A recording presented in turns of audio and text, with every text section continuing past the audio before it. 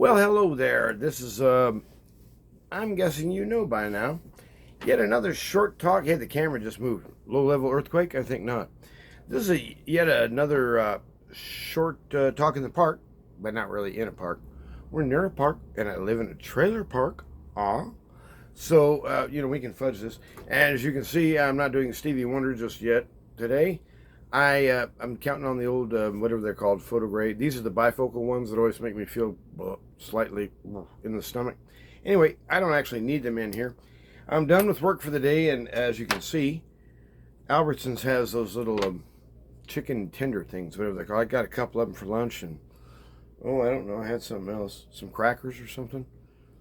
Might have had a piece of fruit. Whatever, I ate something. Anyway, it was good to eat, and food, everyone should have some occasionally. That's my opinion, and I'm sticking to it. That is provided you're alive. Now, I don't want to wear you guys out with some kind of hobby horse thing with like, the rapture, all this stuff again. I tell you, I was awake last night. I could barely get to sleep. I kept thinking about this. Like, what am I missing? What am I missing? And I thought today, well, how about we just try this from a different angle? How about we don't even bring up the R word? How about we don't even go where premillennial dispensationalists fear to tread? Actually, I don't care whether they fear to tread. The whole thing's just, never mind. So at any rate, I was thinking about, what about an entirely different angle? What if you thought about it in terms of an organism or a termite hill? I remember reading there's a kind of South American termite, although I've forgotten the species name, and I want to say, according to the report I read, this was years ago, and it was like a 5-foot high termite heap. I mean, they build like this termite, palace. It's their version of the Twin Towers. But anyway, I don't know how many hundreds or maybe thousands of termites in a nest. And they're all industriously working according to the blueprint. There's cooperation. They share loads. They are building a certain direction, up, out, and in, or whatever. It's a fantastic structure they're putting together there. Very intricate, actually. And they work as this huge team, almost like one mind. The plot thickens. Reach in if you can. If you can find near the base, if you can find the queen down there at the bottom, pull her out. Adios. See ya, bug. Every termite in the nest comes to a standstill. Every one of them suddenly says to themselves, what in the heck are we building here? Does anyone have a plan? Wait a minute, why do I have this, termite-sized 2x4 in my hand just now? What was I going to build? Put it down. They just start aimlessly roaming around. They don't know what to do anymore. People are not that different. But in other words, if you can think of one large organism with many independent moving parts, that might be a little bit like thinking about what we're talking about, what's coming. If you can think about it sort of a compound individual, does that make sense? I hope it doesn't. In other words, in Messiah, it would. The bride of Christ, you could think of as a compound person. The many who are one. When you become a Christian and you've got 100 million years from now or 100 years from now, let's get together again. We'll share a beer. By the way, I hope it's Modelo Negro. Anyway, bring a beer. I'm not buying beer. You bring it. Anyway, we'll get together and we'll compare notes from back in where we're at right now. And we'll say, what was that all about, man? I mean, that whole world episode thing where everything went kind of off the rails like gonzo. Remember, we were there. It just got chaotic. Now I'm speaking of our future. So I'm speaking in a quasi-prophetic mode, eh? Now what I'm saying is there's a lot of really weird crap coming down hard. And yet it functions almost as if a termite queen was involved with many little independent agents. In other words, deception, yes, is the rapture deception? Plainly. As it's presented, yes. Is there truth behind the story of the rapture? Yes. But it ain't what they say it is. And it ain't going to happen the way they say it shall. Other than that, be like, you improperly described it so completely that I didn't recognize it. Well, no wonder you didn't recognize it.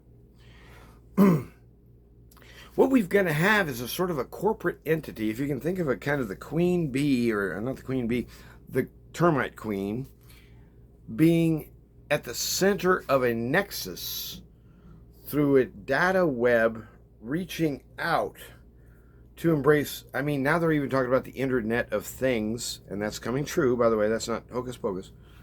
The Internet of Things. I hope they don't put a chip in the next beer bottle I'm drinking. But this microwave I bought it recently, new microwave. I bet you that thing's able to tie to AI somehow. Not AI, but the interweb, the whatever, I don't know. So you could make it do stuff through your phone. Everything's going to be on the World Wide Web, including your body. You're going to have, whether it's ingested or under subcutaneously inserted, or whether it's going to be something that you blow up your nose, or whether it's a genetic mutation introduced by I don't know what, perhaps involving exotic materials. What are these guys building? And what it is a little bit like a termite's nest. And when you reach in and grab that queen, in this case it would be the coming Antichrist and his false prophet, whoever those clowns prove to be, they have not yet been revealed in history. We don't know their names. We can't send them a postcard nor a fan letter, thank God, because they're going to have fan letters. See, this whole thing's, it's always portrayed as if the bad old days, it's dark, terrible times. Well, wait a minute, it all depends. It was the best of times, and it was the worst of times. There's a line in a book somewhere, go look it up. In other words, 1937, Nazi Germany. Question, if you're a Jehovah's Witness or you're a practicing Jew, or even if you're not a practicing Jew, what's life like in Hitler's Germany, the fatherland? It's a dump, man. They're shipping us off to gulags and death camps and slave camps, and they're raping our women. I mean, they're stealing us blind. It's terrible. It's a horrible time. But for the average German citizen, his or her economy is doing just fine now. The trains are running on time. Well, Hitler, he's a good guy. That's what these guys believed. Even right up to the end, 44 and 45. Germans were recorded as saying, these are honest, good-keeping Germans. Yeah, German. If only the Fuhrer knew about these abuses at Buchenwald or Auschwitz or Belsen or wherever they were, practically everywhere in the country, if you'd like to know. If only our good Fuhrer knew. Those rascals he's got working for him, Goering and Himmler, those bad boys, they should be ashamed of themselves. But our Hitler, our Fuhrer, he would never do such mean things. So in other words, the super Hitler is coming in on a nice guy front, right? And the nice guy front is going to function much as a beehive or an anthill or a termite heap. I guess hill. I don't know. Termites, a termite nest. Yeah, I knew that. I just want to see if you knew. Well, never mind that. What's coming in the future, friends? We're just having a chat in the park. Just tell me what you think. With all this crazy going on with the development of AI, I mean, come on, that's ugly in itself. That's got to be the most astonishingly bad, technical, mechanistic idea that mankind ever dreamt up. I mean, man has dreamt up some rather toxic, shall we say, machine work in his world. He's spewing out through his factories all sorts of dioxins and polybenzene ring garbage into the just trashing the world. Go look at what the Chinese do every day. You know what they do with their trash? Their household trash, their commercial trash, or trash. Sweep it off the streets trash, sewage trash, doesn't matter what, it's trash. You put it on a barge, send it out in the open, dump. Poo-poo's gone. There's huge mats in the Pacific Ocean of human garbage, like islands, some of them bigger than continents, floating along in the ocean. That's what we made. That's what we built. Aren't we clever with our machines? So they're building now the ultimate machine, the ultimate trash heap to denominator. It isn't like they're going to end up with some super, exultant, the new man who has unleashed his god powers. Whoa, whoa, whoa, whoa. Like He-Man. I used to love that. I used to make fun of the He-Man cartoon. It was a job, I had to do it. But it was like, kind of, by the power of Knucklehead. Or Numbskull, that's what it was. By the power of Numbskull. And whatever he would do, I don't know, maybe get like a dose of some meth or something. I don't know what he was doing. But anyway, He-Man he's like Underdog. You gotta wonder about that pill. What's Underdog got in there anyway? I was a little kid. I was thinking, that's something strange. And all that time LSD and all that crap was going on in our world, and I was thinking, Underdog may be a little iffy here. Anything that says that your framework as a human being, now granted we're wrecked since the fall, I am a fallen man. I told you one day, it says right here, although it's difficult to read, damaged goods. I was born a liar. In fact, I was conceived in iniquity, if you'd like to know, and kind of went downhill from there. Basically what happened was, I was not exactly, shall we say, a candidate for the kingdom. Wrong guy. I hated God. The guy's an idiot. And besides being really bad at what he does for a living, it's sort of like, it's kind of weird. Here I'm 7 years old when I was back there. Why am I? I'm only in second grade. Why am I the one that has to go walking up to the Almighty and say, well, sorry, hate to be the one to inform you, but you really suck at what you do. I don't know why my adults didn't tell you that. I guess they were counting on me. It was like, that's what it felt like when I was a kid. It's just like, the hell, what kind of weird world is this? I felt like I was caught on some lunatic barge. If you can imagine a boat sailing around from place to place just filled with lunatics. That's what they used to do in Europe years and years ago, hundreds of years ago. They didn't want to build asylums, feed these people. Are you kidding? They're uncontrollable. We'd institutionalize them. We'd probably put them in a straitjacket or whatever, just dope them up so bad in the head or give them a frontal lobotomy. We would just quiet them down in a nice big box far from here. Well, they didn't have money for that in Europe. So they put them on a barge, just floated them down the river like the Danube or somewhere. Whatever town they came to, they just stopped. And if the townspeople could, they'd tell them, get the heck out of here. You can't stop here. But sometimes the town was so small, they couldn't defend themselves. So the people just moved in for a while. We're parking our boat here. That's all. Yeah, we'd like some food too. It was just weird.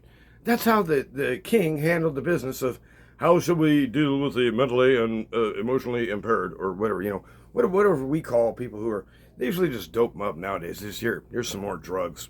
That one didn't work, I got another drug.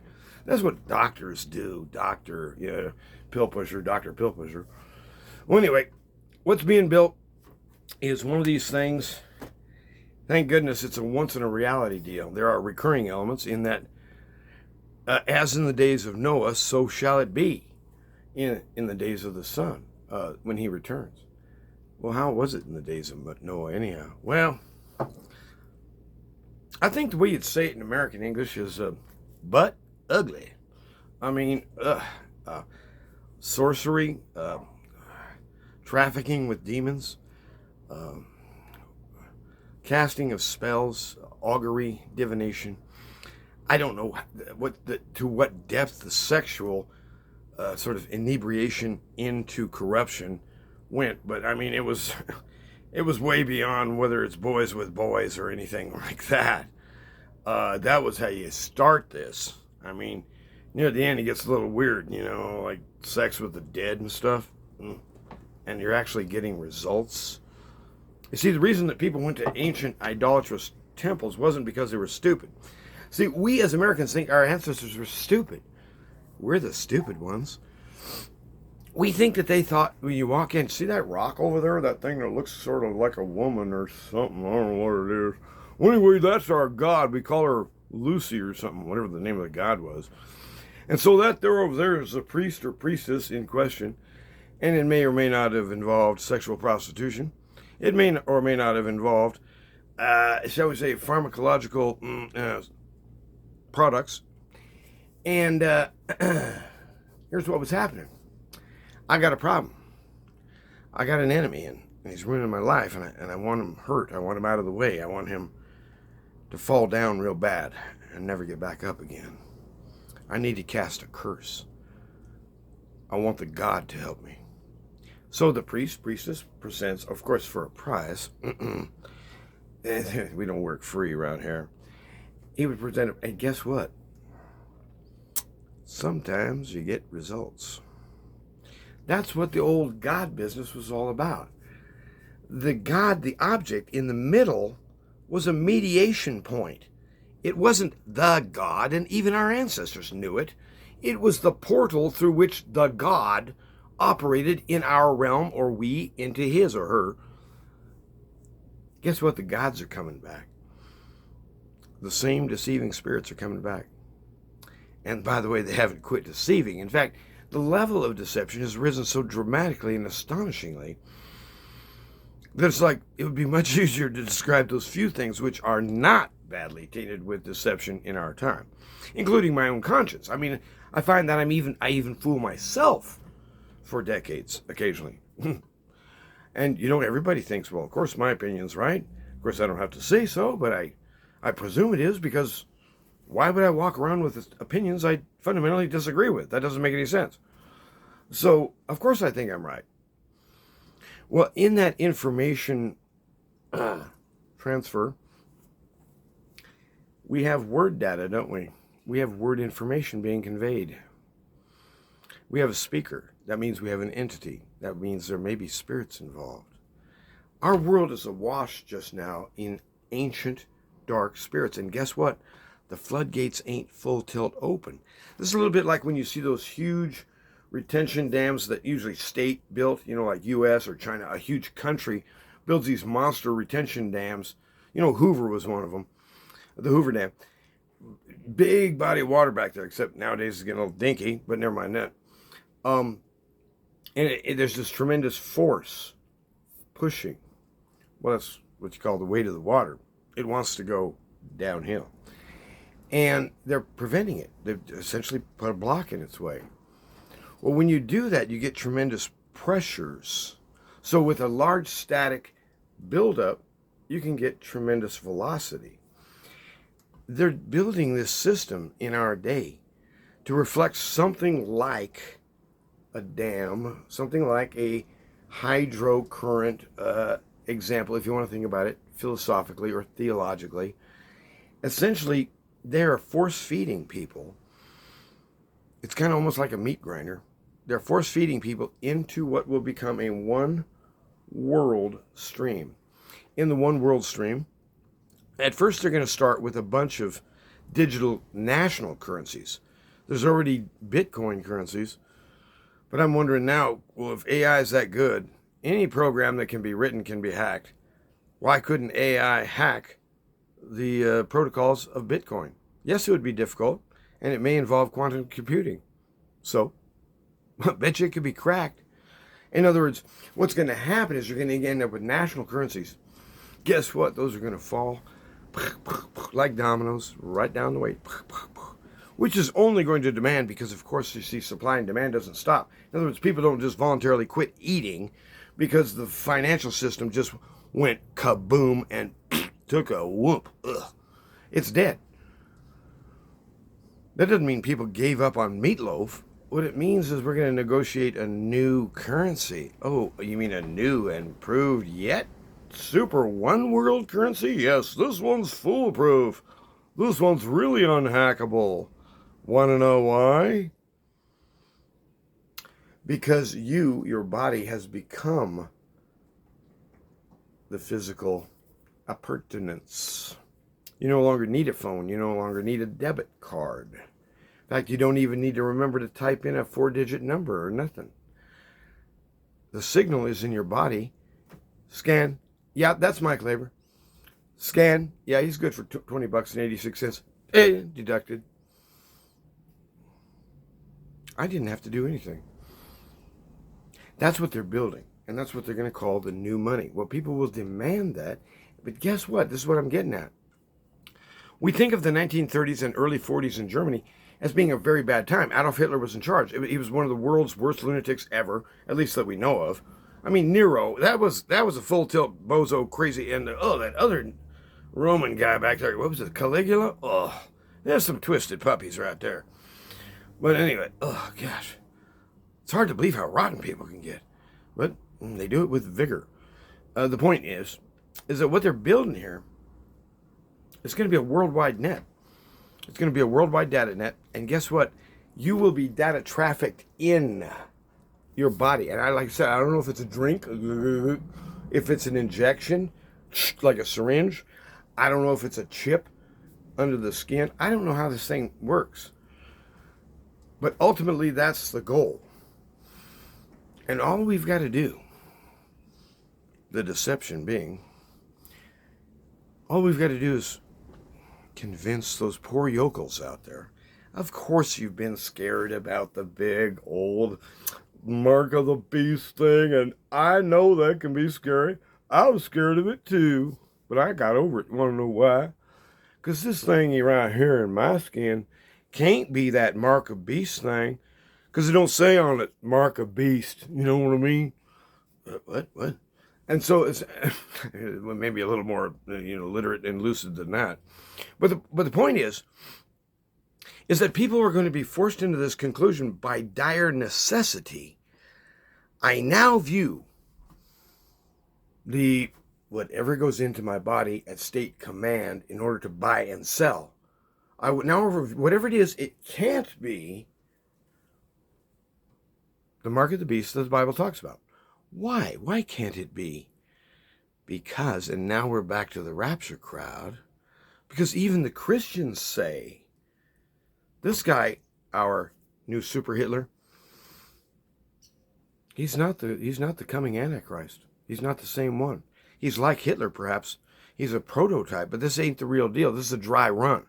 The real deal's coming further down the line. So go ahead and sign up. Just go ahead and put it in your body. Don't worry, this isn't the problem. That comes later. Trust me. That's what they're trying to do. And that's just a small fraction of it, too. There's all kinds of angles they're working here. It's ugly. So be wise. Keep your eyes open.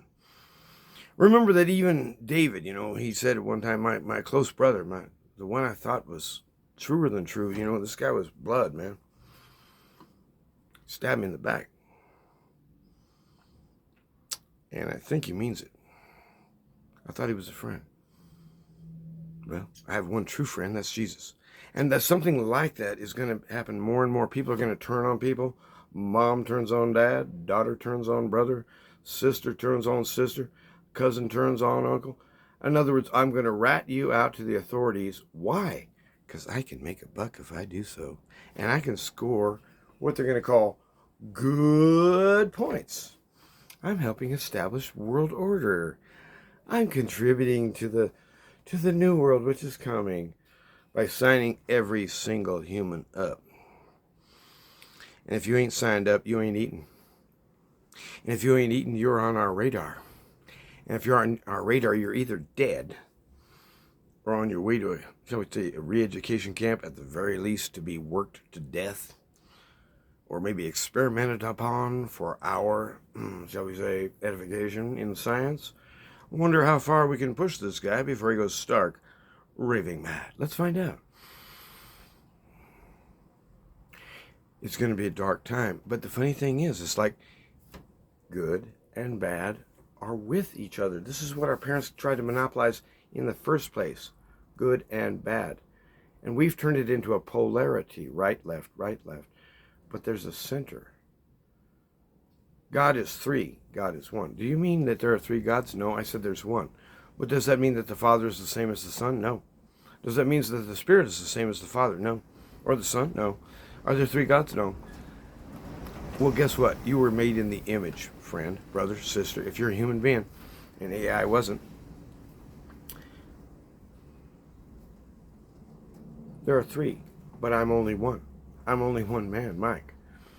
Over here on what I call my right side, which would be my left hand, I try to step back and take the big picture. Let's scope it out. Think history. Have there been empires before this in these patterns of demolition or, falling down? What about on the right side? Right hand. I always mix that up. That's interesting. On the right hand, on my left head. It's more like linear, man. Step by step, logic, tell the story. Remember your sequence. Get your story right. This has to make sense. So, right doesn't necessarily always agree with left, but they don't have to. There's a referee, my heart. What do I really think? What do I really buy? You know what I really buy? I buy it. Jesus Christ, I trust you. And I'm coming to find that I only trust you. And I only trust those men and women who say they also depend upon you, life and death, as the sole support for their sanity and for their sense of being involved in life that means something. I'm not just chasing around doing dumb things. We're making a contribution into a kingdom that has no end. And he's the lawful head thereof, and awfully good at it too, my dad. He ain't like our so-called leaders. And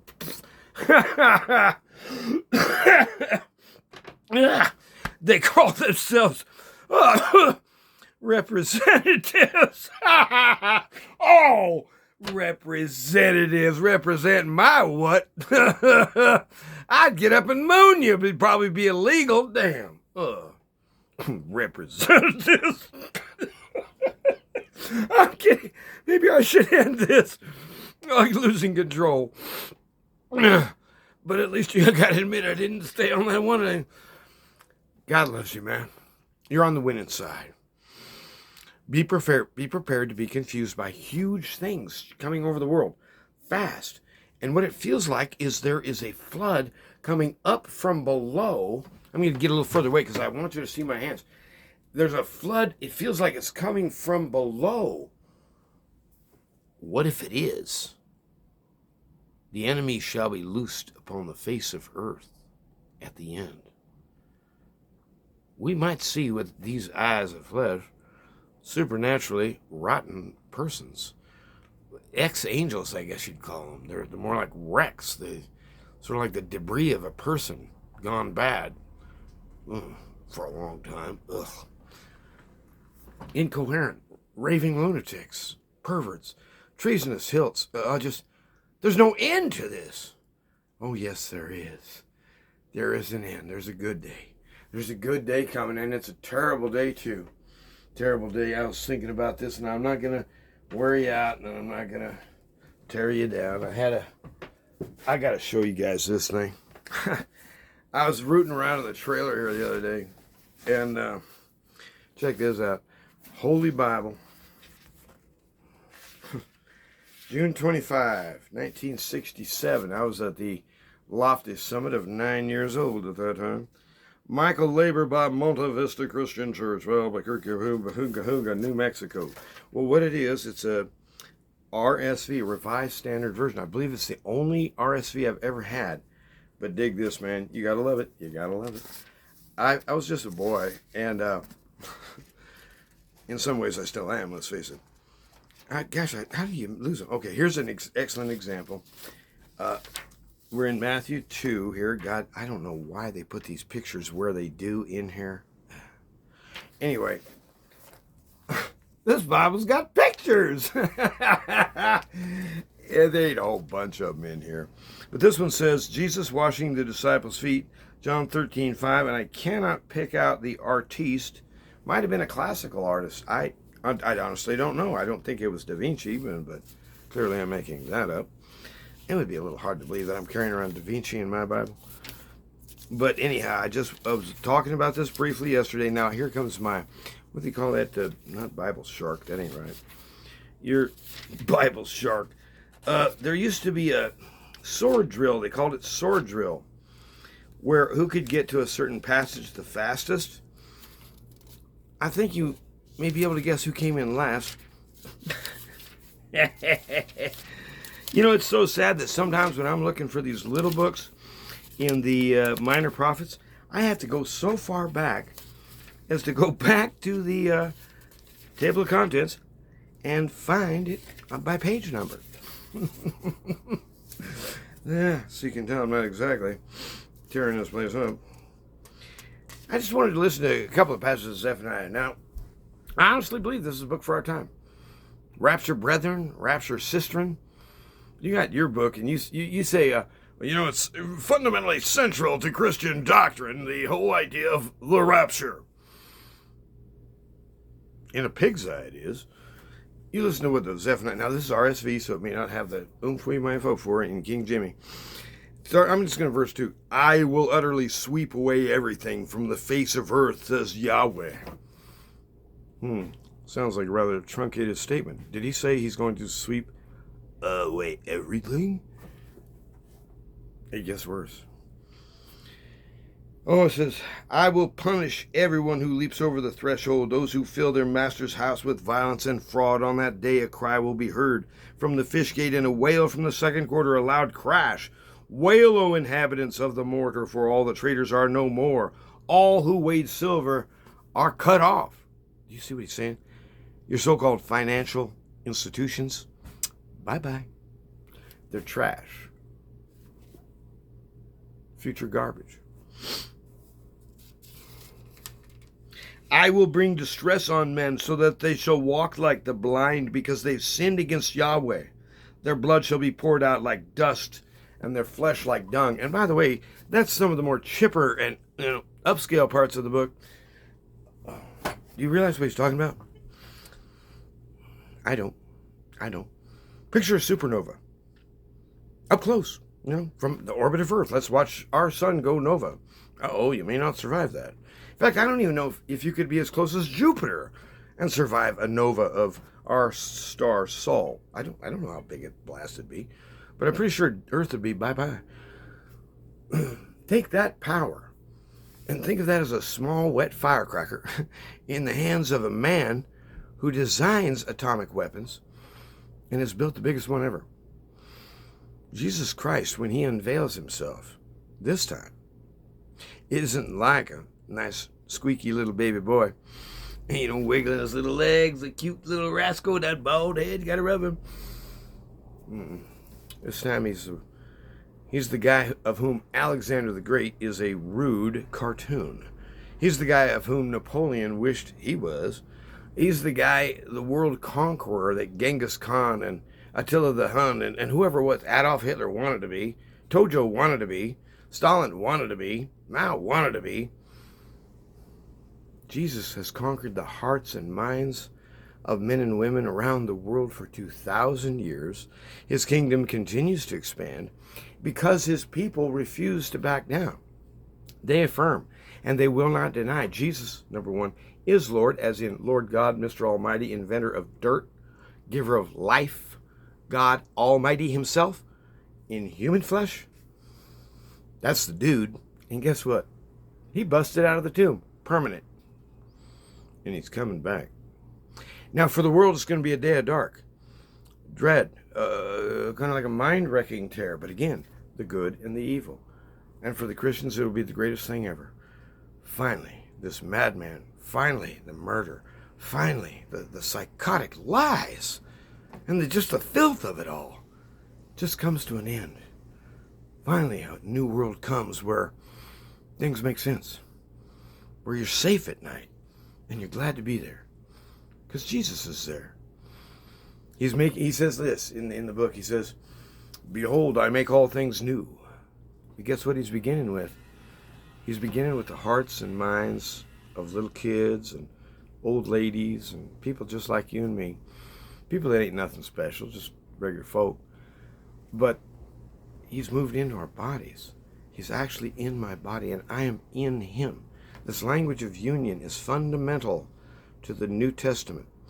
And if you want to ask Mike Labor, what's the central dogma of the Bible? Well, I might be tempted to say it is the judgment is coming. Beware and flee the wrath that's coming. It wouldn't be too far off. But you could also say one of the central tenets of the scripture is be united with Christ. Be in him. Put off the old way. Put off Adam and put on Christ. Put off flesh. Put on spirit. Love the Lord and do what is right. Follow Jesus and do as he commands. This is the way the Bible talks. It's not on some rapture hiccup, I can tell you that much. Anyway, and I don't want to be neither. I want to talk the way Jesus does. And I mean, I want to talk down home, and I want to let you know that the welcome to you is real. Please, please, when I say come in, I'm telling you come in because you can't stand the weather out there very much longer. It's just getting too crazy, heated up. There's this Baptist song. Go to a Baptist church if you got to. I don't care. Baptist good folk. I mean, they got good churches. But I mean, come home, sinner, come home. Come home soon because things are getting weird quick. God bless you. Thrive and count your blessings. And I'm going to count 2 of them right now. You ready? Count blessing number 1. I have lived to see the day when my heart no longer doubts the Lord. For decades I did, and He's helped me through it. I thank Him for it. I count the blessing. I've lived to see the day where I can honestly say I'm on the right side of suicide. For over 30 years, I dilly-dallied with that. Kind of doing a midnight mambo, kind of a little bit of huggy smoochy, flirting with disaster. Oh, I love that song, by the way. He helped me through it. I know how to beat it. I know how to beat it now. And it ain't by toughing it out, and ain't by trying harder. It's by casting myself into His hands and saying, I don't know the answer. I don't know the way, and I'm scared. Please help me. Please heal me. And you know what? He hears those prayers. Trust me, that's my testimony. And I don't lie about such things. God bless you.